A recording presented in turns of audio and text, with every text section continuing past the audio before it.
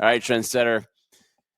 Lots to discuss. We'll get to John Cena because that is obviously the topic that everybody wants to get to. We'll get to that. But of course, we had Friday Night Smackdown. We had Smackdown early in the afternoon, so we were able to catch up. We were able to come and give you a Smackdown recap as well. What I got out of it is that 3 hours is way too long. It really is.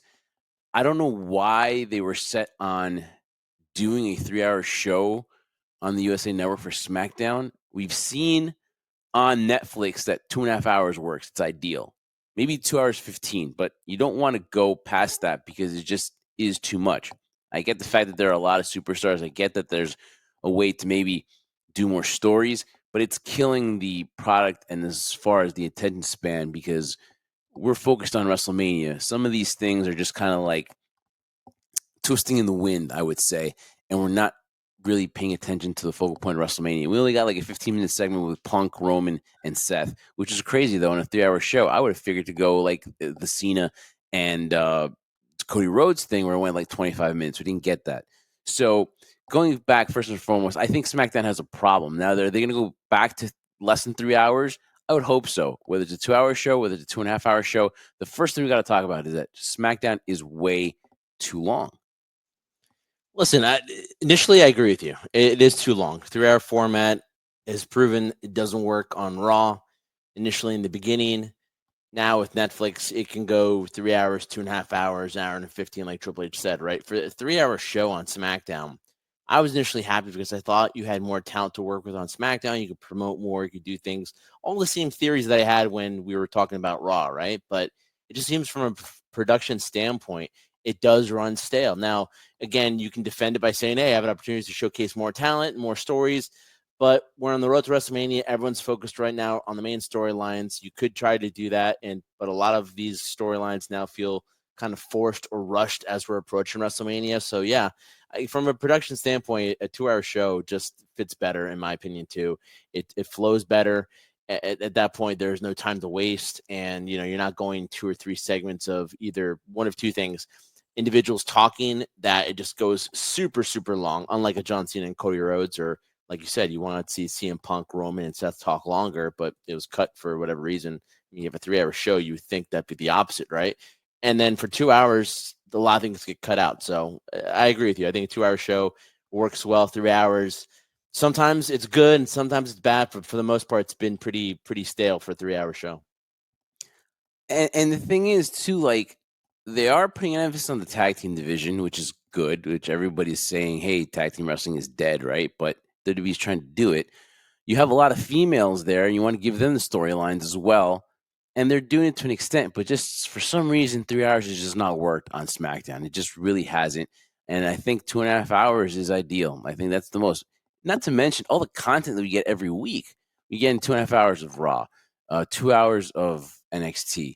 If you're watching TNA on a Thursday, if you're watching Dynamite 2 hours, you're getting that on a Wednesday night. Friday Night Smackdown. And, it's just, to me, it's a lot of content. And it's a good thing, but also a bad thing. And this is why exactly your attention span only is good enough for 2.5 hours tops. 2 would be great. 2.5 is also ideal. But 3 is just killing the product. Now, Roman Reigns and Seth Rollins and CM Punk, I guess what the theory is, or what the answer is going to be, is that they don't want to give you everything in one episode. That's why they want to give you a little bit and then maybe extend it towards the next week so you have a build for Mania. But still, though, I mean, the entrances are long enough for all these guys. And it just seemed like they got into the fight really fast. I really would love to hear more of interaction with Punk and Roman. I've seen the CM Punk and Seth interaction. We know what the friction is there. We got a little bit of the, hey, you owe me the favor to Paul Heyman too, which adds that little intricacy here of what exactly is the favor and who is Paul Heyman going to side with. You never know. The proverbial wild card is Seth Rollins. Could Paul align himself with Seth, which is also a rumor that people are trying to see what's going to happen and trying to theorize of how this storyline is going to go. But I just really think that this is to me one of your main events for WrestleMania, whether it's night one or night two, most likely night one. But do you think that the reason why that we're not getting that battle yet is because they want to save it, or is it because? Well, I mean, that's the only reason why I think too, right? That's the only reason that they want to save it because we have still a few more weeks leading into WrestleMania, right? But I just felt that it was too rushed to fight. Not just rush, it just seems out of place. Like I mentioned before in the beginning, we were talking about the length of SmackDown. Is it sufficient enough? Is it too long? Is it too short? Would the 2 hour show suffice and be better than a 3 hour show? But you think within a 3 hour show, listen, comparing it to Raw, and we're going to talk about Raw eventually too, about the whole Cody Rhodes John Cena. You basically had almost a half hour, over 25-minute segment between John and Cody. You couldn't get that on SmackDown, knowing it was going to be a long show, that you couldn't have allowed that to happen. Now, if I'm trying to think like WWE and say, why was it cut short? It's maybe they're trying to tease it. Now we had both Roman, Seth, and CM Punk. Seems like everyone's getting to a skirmish nowadays where you need security, and security can't do its damn job to save their life. But everyone's pointing at the WrestleMania sign. That's the thing now. And so now we're getting the foreshadowing that what you said, you alluded to as well, that this could be a main event. Nothing that's been official yet from WWE standpoint, but we kind of assume they're going to go in that direction. They're milking it, but I don't know why you would do it at this point. You're 4 weeks away from WrestleMania. Why would you want to keep waiting and turning this build? People kind of know the direction it's going into, so that doesn't make a lot of sense to me. I really feel it's been mishandled, mismanaged from the build to Royal Rumble, and you and I talked about it before. It looks like we're going in that direction in terms of where the title picture is going, and that Roman and Seth and CM Punk didn't look like they're going to be in that picture. We still had Elimination Chamber at that time, but now it looks like it's foreshadowing that. I don't know why you're milking it. I don't know why they're doing this brawl, which to me, if you wanted to do it, I would probably save it maybe the week before the go home show in Right, you terms don't of want them to chaos. touch, kind of right. You Yeah, want them to I touch don't this want. early. Let's let them bicker off the microphone. Let's them hit each other personally and take shots or do a shoot promo. That's what I wanted to see, kind of what you Unless alluded to. unless Roman can't handle Punk. I mean, listen, I mentioned it to you before, right? When Seth came out, you could tell he's emotional because of the history the two of them have, right? When that CM Punk music hits, he moves his shoulders like that. Punk was hitting with some truths. I hate to give credit, but I'll give credit to CM Punk. He was hitting him with a lot of truth bombs, and looked like Roman. All he could do is kind of just make these faces, that's getting under my skin, but no response whatsoever, and trying to give the illusion like it wasn't affecting him, but it was. It was getting to him. So we kind of go by sections here with SmackDown, and then we move on. But there's a lot of branches that we can branch off here, and I'm going to do that for this segment because it just seems to me that with WrestleMania, is it just? Are you feeling that same hype from last year? I know with The Rock and everything, and we want to see Cody's story, and there was just like, oh, you don't know what's going to happen. That questioning of like, there's so many ways they could have gone with this. There seems to be that way with Cena and Cody, which we'll get to. That hey, that could go in different ways because of Cena's heel turn, which is unexpected. And then there's different avenues that they can go with Cena, Punk, and Roman. But it just seems like the other matches are just like I don't know. It just seemed like there's like this energy that's missing. Where I'm gonna get to this point, Trendsetter. Do you think right now WWE is doing too much? And I'll give you one thing for WrestleMania. Okay, they're doing 2 nights, charging extreme prices here in Vegas. I get it; everything is overpriced in Vegas, but they only have 44 and 45,000 for night one and night two. Obviously, they want to fill that place up. I would assume that they would have wanted at least 60,000, and people were paying these crazy prices. Go back to the Royal Rumble in Indy, go back to these UK shows, go back to these overseas. People are paying up the wazoo, right? Not so much next week in the O2 Arena. From what I saw last week, there's a lot of seats available, and it's the pricing that is hurting WWE.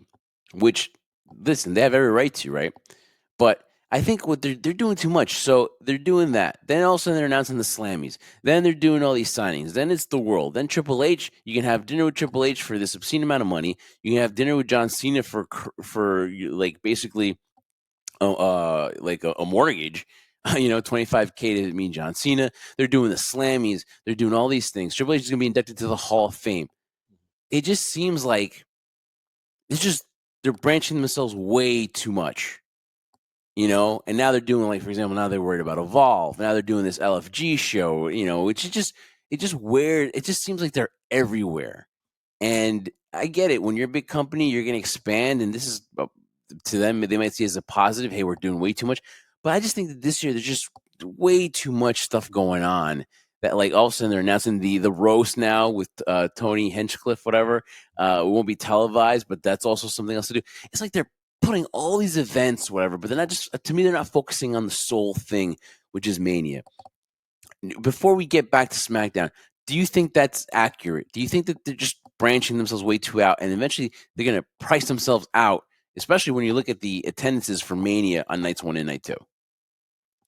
A lot to dive into right there. To your last question here, in terms of, do you feel like they're spreading themselves out way too thin?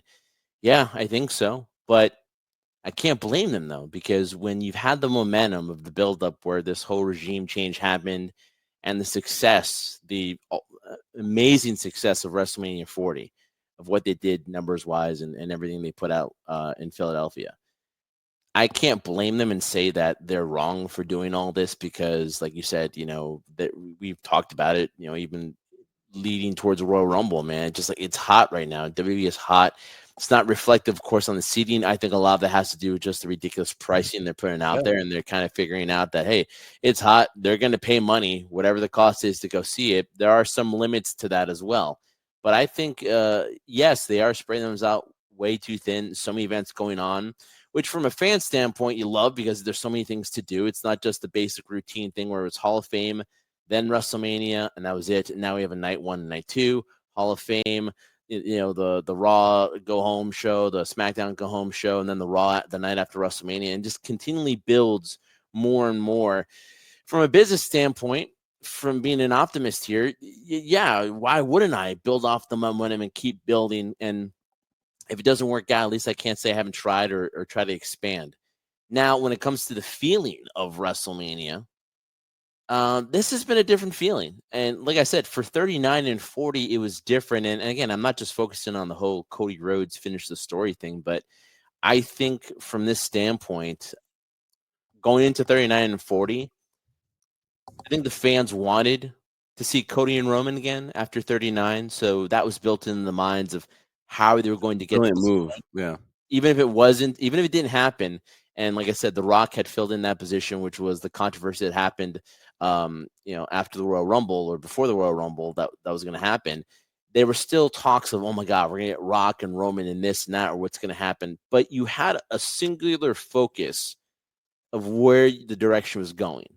Now, with this, it's a little bit different, because now Cody's the champion. Roman's not in the title picture, but it really feels, as much as this whole Cena turn, which we're going to talk about in a few, has made the main event more exciting, because I originally thought it was going to be CM Punk, and I thought that was going to be amazing, because CM Punk was going to get his main event spot. He was going to go for the title. The rumors of, was he going to sell his soul to The Rock and stuff like that. Now it ends up being Cena, was even more monumental. But knowing that Cena might be his way out the door, and out of the debate whether he's going to win the title or not, is one thing. But it creates more excitement. But there was excitement in the beginning before the Royal Rumble. It, And it, that has not been there, and it's still not there yet. I don't know if the it, closer we approach it, we're going to feel it, but I haven't had the same excitement like I had in WrestleMania 40. Thank you. And it's just, to me, everything just seems like it's wrong. Like it's wrong.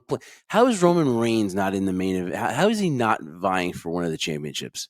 Mm. Just in logic. If the backstage they say, hey, listen, Roman won't have his schedule is not what it's going to be for him to be the champion, and Cody's going to have to carry it because he's going to be the face, or if he's going to drop it to Cena, fine. I don't know that backstage, but if I just going off of watching this, how is Roman Reigns not involved in a picture here, in a title picture here?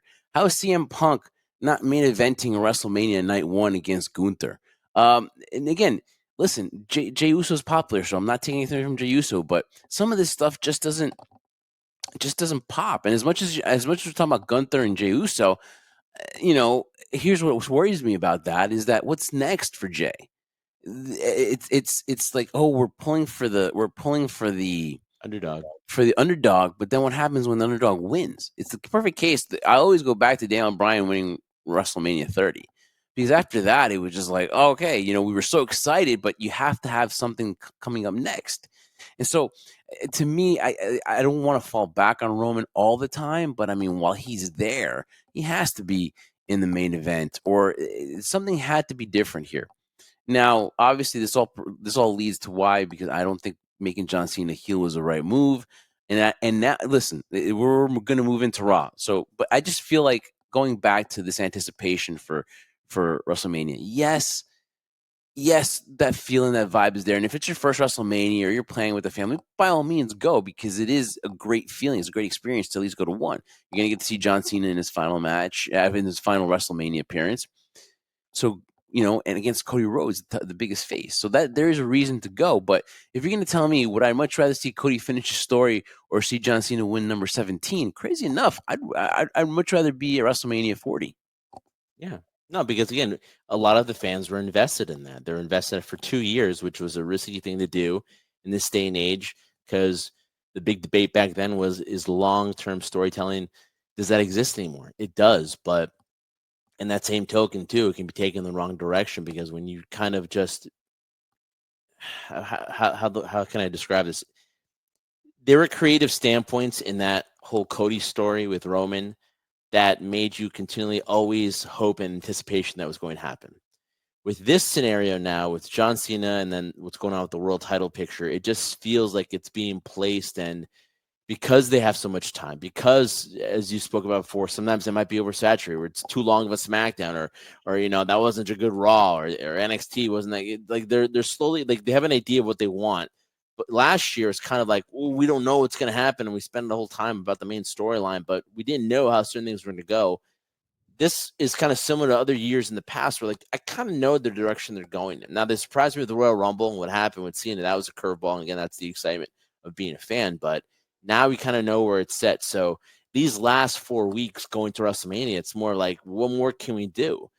Is something going to change? And very unlikely any title picture is going to change. Very unlikely any women's title picture is going to change. So you're not necessarily main events, but your matches that are going to lead the card are set. Now it's the secondary ones, which kind of lose appeal to a certain degree. Yeah, I agree with that as well. But again, too, here's another thing. So I guess around Survivor Series, you kind of get that feel for Mania, right? It's November, fine, but then you usually feel it in January as you lead into the Royal Rumble. And this year was February, Mhm. because WrestleMania is late this year. But like Triple H, I know he said something where, to the point where it was like, well, this year we've got Saturday night's main event. We've got 2 Saturday nights main event. We have to treat that as something. We have to do this and that. So that's where I think is they're spreading themselves way too much. And again, I apologize if I said they're spreading themselves out way too thin, because that's just to me, that's like it's not an accurate comparison. You're spreading yourself too thin, and there's just, again, Saturday night's main event they have to do too, and then there's just a lot of events before the Royal Rumble where you just lead in, and no, you have to have a break in the story that goes into that. To me, I just think that it just could have been done a lot better. And as we head into the whole Cena thing and discuss, I'll tell you why I think at the end of the day it wasn't a good idea. While obviously him turning heel is monumental. You're right, Jeff, and just wanted to piggyback off what you No, just well, said. yeah, In terms of Saturday Night's Main Event and all these things they're doing for Crown Jewel and things like that, this goes back to the debate you and I were talking about before, where it'd be like, wow, look at this match. Do you want to save this for WrestleMania? Do you not want to save it? And then, some of the discussions back and forth with you and I were like, well, no, why are you going to save it? You need it for Saturday Night's Main Event. You need to build up that audience. You need to build it up for a Crown Jewel to make it WrestleMania like. My feeling is, when you try to make all these events into a version of WrestleMania, by the time you get to WrestleMania, people are either exhausted, or you've used up all your resources. You're like, okay, can well, this wasn't like at Saudi can I Arabia. tell This you wasn't like at Saturday Night's Main Event type can of I thing. tell you where everything went off the tracks for me? When January 6th, Raw on Netflix. Mm. To me, that was, to me, where things just kind of went off track. Because yes, we got CM Punk and Seth Rollins, and they fought there, which was fine. But the whole thing to me where it went off rails when Roman beat Solo Sikoa, and it was for Ulafala and whatever. Because after that, it just seems like, okay, so the bloodline, that thing just died, and after being told we're in chapter, I'm sorry, we're in the 5th inning, 6th inning, the bottom of the 7th. It just seemed like it just died. Yeah. And listen, that's a credit to just Jey Uso becoming a superstar and not needing to be in the bloodline, right? And then Jimmy being injured on and off, and then coming back, and now he's doing a solo thing, and then it just damaged to me Solo, Jacob, and Tama. It just seemed that just took everything out of whack, and it just seemed like ever since then, you try to build that as a huge event because it's the first Raw on Netflix, and you try to make it this big, like you were talking about WrestleMania, but then it just seemed like they I don't know, it just seemed like Triple H was like, let's just kill the storyline here with the Bloodline. And it's like now it's not even talked about. I don't even know what Solo, Tama, and Jacob are. Yeah. No, it's true. And, Listen, and it's very true. We felt that Solo needed to win this one to establish that version of the bloodline. Roman didn't really need it. Also, would have built more sympathy for him, not regaining his Ulafala and now trying to go for the title. So it's this different version of Roman who doesn't have his bloodline with him anymore, which could continue in the future where the two of them meet again, either for the Ulafala or to, create the at civil war between the WrestleMania, bloodline. but again though But too, it didn't happen. spreading themselves thin because they're like, we can't wait till Mania. We have to get this done by January 6th. Oh, well, listen, we have the world, everyone's watching. Netflix, they're all going to be, the world is watching that day. We got to give them a show. And that's probably one of the things I disagree with Triple H too, where like after that night one of the Netflix show on Raw, he had a press conference, which you never see press conferences for Raw, but it was a special event for Netflix. And he's like, next week's just another Monday. Well, if it was just another Monday, then why do we have to do this? I understand why they did it because it's your debut on Netflix. You want to draw appeal to it. But when you're using up all your bullets, no pun intended here, for people who are sensitive about guns and stuff, but when using them all up, you kind of run out. You run out of ammo and you have no more steam going towards WrestleMania, which I feel that's kind of the feeling that I have right now where that excitement isn't there anymore. That is where I think everything went off rails because I watched it and I was like, yeah, you can't have Roman lose. You can't feel people got to go home happy. And then you saw and then I think it's from when The Rock came out, and we get why now because it all kind of intertwined where he was nice to Cody and all that and stuff like that, and it kind of made sense with the whole thing, whatever that. Fine, but as soon as he came out like that, I was like, what? It was just weird. And ever since that January 6th, yes, WWE is hot. I can't say it. They're selling out stuff. It's crazy. The crowds overseas, what? But it just seems like everything was out of whack since then, as far as momentum with storylines. It just seems like it was, there are positives. Don't get me wrong, but it just seems like after that bloodline feeling, you lost that aura with now it's Roman's the individual, not Roman's the whole time he propped up people. Let's give him credit, but it just seems like it just seems Solo was left behind. It just seems like I would have behind, but there's all in flux with the whole bloodline story. Exactly. I think that's where the root of it is. And yeah, trust me, Sammy had a run. He had, now he's out because of the whole Kevin Owens thing, selling the injury. Jey Uso's having this run where he's got the world title. Roman helped these people, but it just seems like with the success of the individuals, the group hurt, and that inning that we were in just seemed to okay. It seemed like it was like rain shortened, and it was just whatever. It ended in 7 innings, and it just to me ever since January 6th, Raw on Netflix, it just seems like something's been missing. I don't know. I just think that's when I just started noticing it. It's And like then what's again, your favorite TV series? It's great, and all of a sudden you get a season 4, and you're like, "What happened? What was the rest of the stuff that was building up toward it?" And it just ended for whatever reason, whether it was I canceled. don't know. Like that's where I think things kind of went not off the rails, but I just think things have just Changed. Yeah, changed to me. See, it just that's what I've wanted to say because this whole momentum, this build up. A lot of people say like, "Oh, the whole Cena Cody thing." Just when I thought that I wasn't get into it, this has gotten me into it. Yeah, it is getting me into it. Don't get me wrong. It's just a different vibe. So we got Jade and Liv Morgan. Liv Morgan has showed why she is the MVP of the women's division.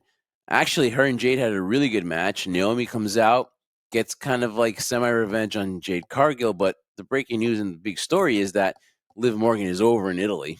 Right. And Jade Cargill had a hell of a good comeback match, even though she didn't get the win. And we get it why, because of Naomi's interference. I'm not sure. Maybe there could have been a DQ or something like that, but to have Jade lose in her first match back, I'm not sure about that.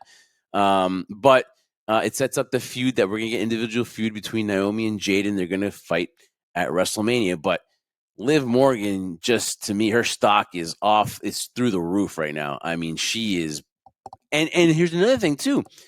These you have a whole load of talent. And I know you're gonna have maybe like 7 matches per night or something like that, right? I would say 8, just whatever. Yeah. Because these people deserve to be on the card. Liv Morgan deserves to be in the card. You can't be Triple H or anybody and tell me, well, some people just can't make that wrestling. No, that's bullshit. Liv Morgan deserves to be on that card. Yeah. And she's not on yet. I don't want to see 2 weeks later, oh, we're gonna have a tag team tornado match, whatever. No, man. Like she deserves to be in a match. And we thought it was gonna be for the tag team titles, but it just seems like there's right now, I don't know what the other tag team is gonna be.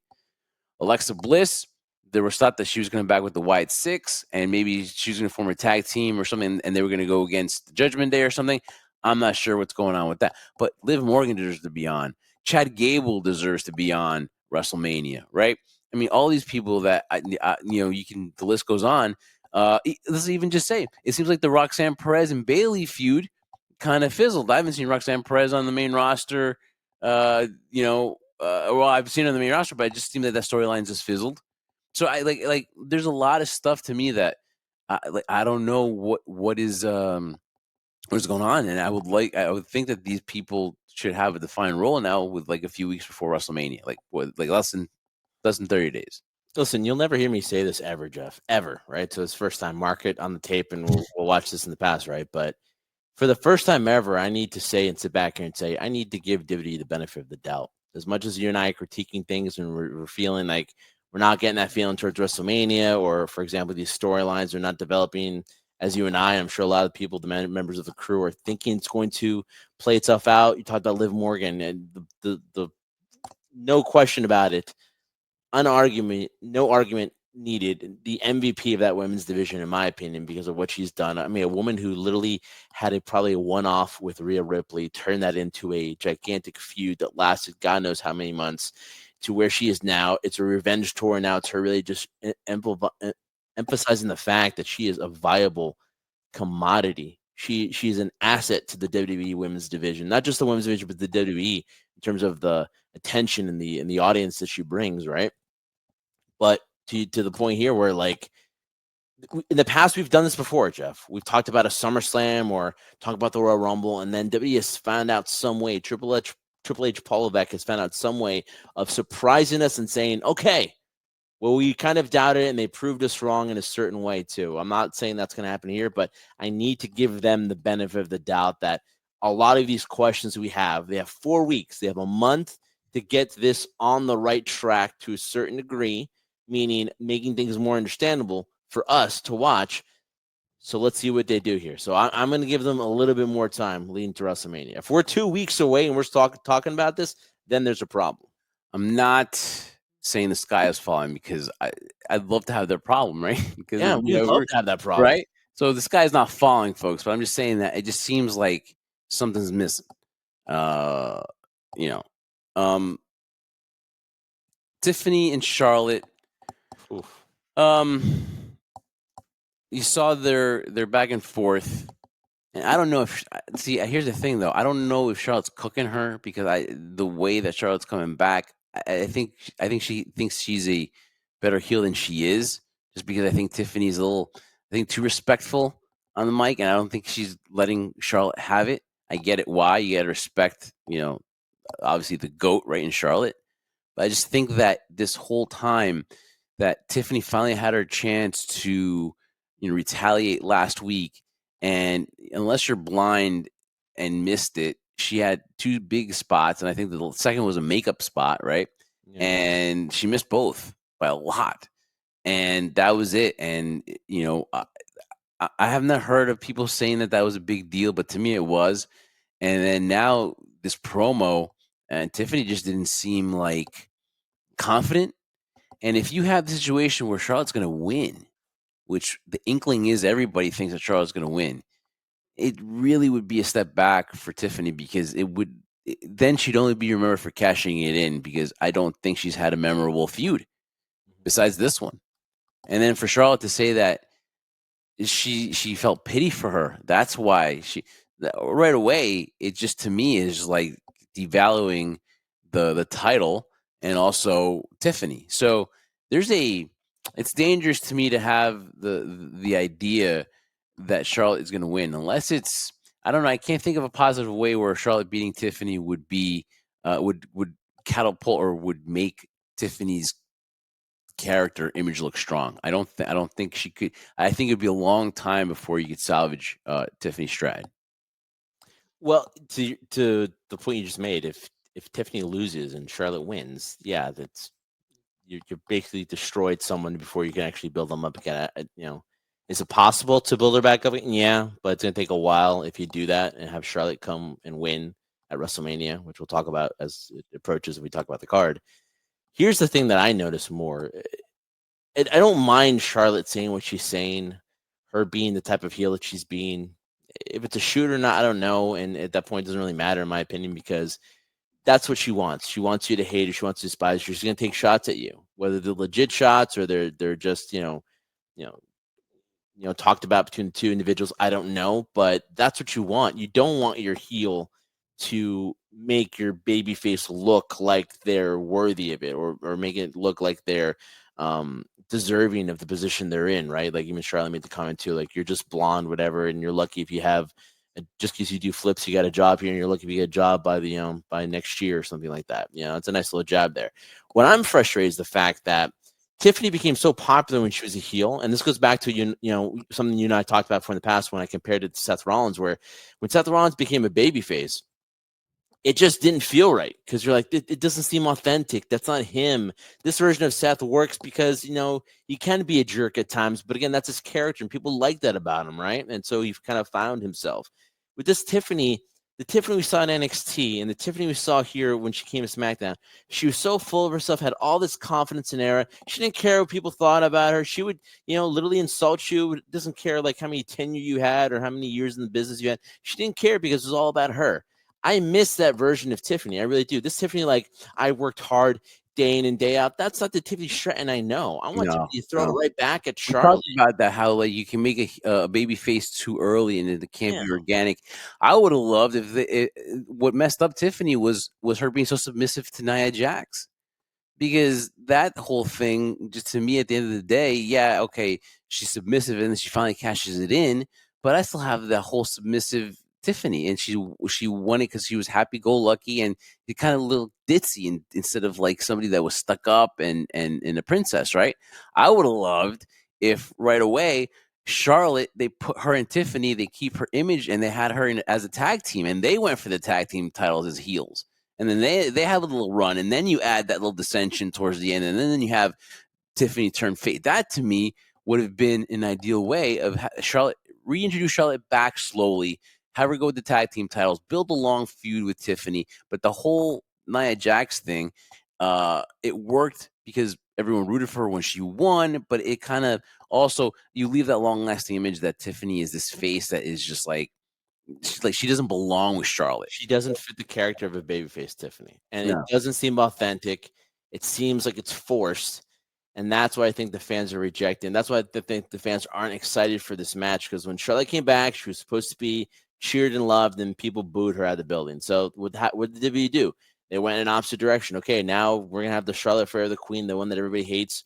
You work with what you got, right? This whole version of Tiffany, as much as I love her and I think she has the it factor and can have the ceiling, sky's the limit for her. I just don't think this version of hers is working, and I don't want it because I feel it's hurting her in the reality of the fact that she could lose the title at WrestleMania. And if she does win, though, it also would hurt her because I'm just like, oh, here we go again. It's like, now you're force feeding this version of a character that we don't want.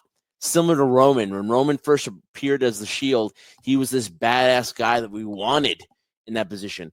But when the company was force feeding him and making him not be who he authentically was at that time, at that moment, before he figured out who he is as the tribal chief, people rejected it, and I think they're rejecting Tiff. I mean, they're still cheering for it, but I think this character is being rejected by a lot of fans in terms of the story. I think it'll be rejected if she loses. I don't think they're rejecting her now, but if she loses, now listen, it could be a way where like Charlotte gets thrown off and we get Tiffany winning, and then maybe she underestimated Tiffany, and then maybe we continue a series. But to me, that'd be the way I would go with it.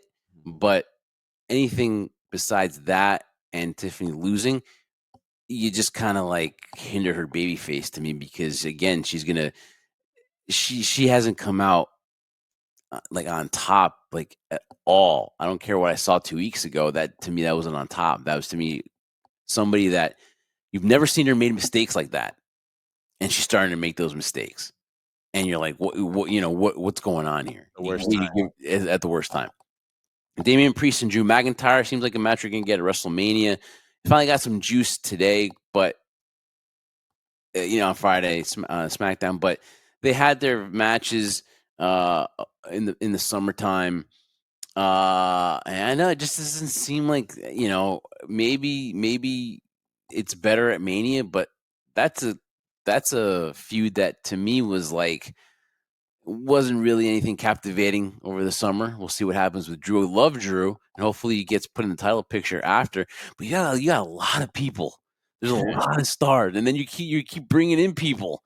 The teases for Ray Fenix, for Aleister Black. They just keep getting people, and they're releasing parts, bit players, but they're not releasing major people, or they're not, it's crazy. There's a lot of people coming back, and so that's just that's just crazy, man. And just real quick, Damian and Drew, are you interested at all? I'm interested in the match. I think they worked well together, got really good chemistry. I don't think they built up enough of the fact that Damian cashed in on him, and then once that was done, after their attempt, Drew went on to CM Punk, and then we never saw the conclusion of that. I don't think they've garnered that same momentum because it's been so long, and you thought you could build off that type of story, but they're really more talking about the Royal Rumble and Elimination Chamber, and not going back to the fact that Damian cashed in on Drew, ruined along with CM Punk his WrestleMania dream. There's more I think you could build off of that. In terms of match quality, it's going to be good. These two are going to be great in the ring, but I think it's really unfair in a position that, hey, listen, I'm leaning more towards Drew. I really felt he should have been in a title picture right now. I think he's done so much great work to now be in a singles fight. And this is an insult to Damian. Damian's been on our show before. We love Damian Priest, nothing but happiness for all success. But this character of Damian, I'm not liking too much. He's too much fan friendly. I don't like that version of it, but hey, it works for him. The crowd's behind him. He is over with them, and that you could definitely tell that WWE has, belief in him. But these two right now at this point in their careers right now, it really feels like it's just a placement filler for a match so that both of them can get on the show. And then one thing, the Street Profits become the new tag team champions. They defended the titles against Legado del Fantasma this past Friday night. So it's good. It's a good change. It seems like they're really focusing on the tag team division. So we'll see what we get at WrestleMania, maybe a Fatal 4-Way or something like that. But again, that's when you have a lot of people. It kind of looks like the WrestleMania 17 card and the 18 cards were like, let's get everybody in there in these triple threats. And that's what I'm saying. Money in the Bank, they'll never do it, but they should do Money in the Bank. They should bring that back. I wasn't a fan of it because I thought it was, but it got people on the card. Yeah. Right. So it got people on the card. So I would love for there to be a Money in the Bank at WrestleMania, just because you could do a men's and a woman's, and you get all of the people involved, because now there's going to be a lot of people off this card. How many matches do you think we get each night? It can't be 5 each. No, I was leaning more towards probably like we said 8 or 9 matches. Believe it. 8. I think that's what I think 7 because there's just so many people that it looks like want to get on this card, and you can justify that by saying it's 2 nights. To your point about Money in the Bank, yeah, that would have been cool, but they've built a whole pay-per-view over it. Makes a lot of money for them. They're not going to do it, but ultimately, the way to defend it is you're not going to have a battle royal anymore, because you have 2 nights. You have the ability of putting a lot of people on the card that you want to, although Triple H would say otherwise, but it is the case. Yeah, I mean, just guys like Andrade. Like, here's the thing: you bring Andrade back. You think Andrade is going to get another shot and now all of a sudden Great match with Jacob Fatu, and then he what's been built off of it? he Nothing. gets lost in the shuffle. And now guys like Ray Phoenix and Aleister Black are going to come in, and he's just going to be lost in the shuffle again too. Guys like Nakamura had his run, and I'm surprised, dude. Like Nakamura, I'm shocked that it's gotten to this point. Yeah, there was talks about him leaving, most likely, and I think that hey, listen, I can't think of anything else to do. I thought what once was a no brainer to me is just like I'll never be able to put a finger on what happened. Why did he not relate to the WWE? hey, we do a whole show and that kind of stuff with people. We should do stuff Relate. like that for content, right? We will, but yeah, with Serious that case of scenario, if Nakamura. I was Nakamura and I was talking to him, I'd probably say it would probably be best to go. I mean, right now, New Japan Pro Wrestling needs newer stars. They need people who are established right now because they're not building stars right now. Nakamura would, I think, flourish in New Japan Pro Wrestling going back, but right now, I think Nakamura's time might be premature and out in WWE.